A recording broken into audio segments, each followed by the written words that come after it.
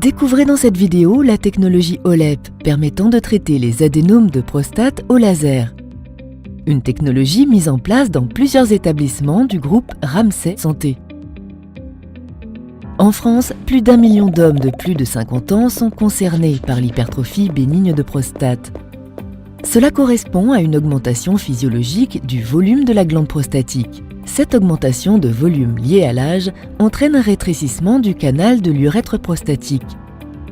Elle est responsable de symptômes obstructifs urinaires tels que la diminution de la puissance du jet urinaire ou encore de symptômes irritatifs urinaires tels que les mictions fréquentes ou les levées nocturnes pour uriner. Vous sentez que votre vessie ne se vide pas toujours correctement. Vous faites des infections urinaires à répétition.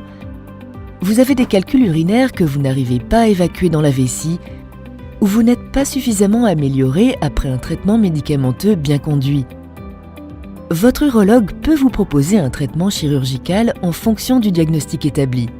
Une des nouvelles options que l'on peut vous proposer est la technologie par l'énucléation prostatique laser, OLEP. Celle-ci pourra être réalisée sous anesthésie générale ou rachianesthésie.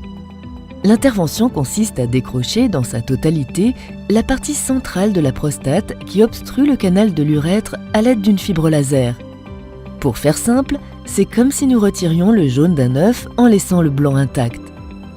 La sonde vésicale posée à la fin de l'intervention vous sera retirée le lendemain ou le surlendemain de l'intervention la plupart du temps.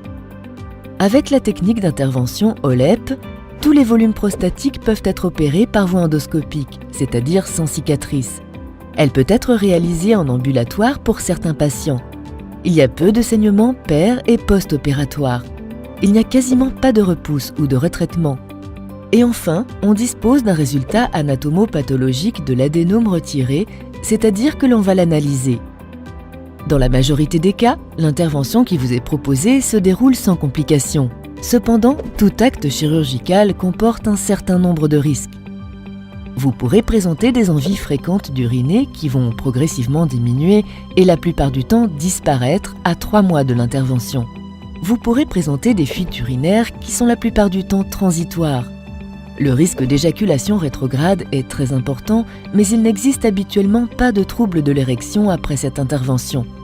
Les saignements après cette intervention sont moindres, mais toujours possibles, et une réintervention pour enlever les caillots dans la vessie peut être nécessaire.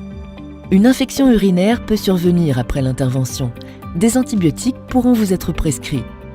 Vous pourrez arrêter vos traitements à visée prostatique dès que l'opération aura été réalisée.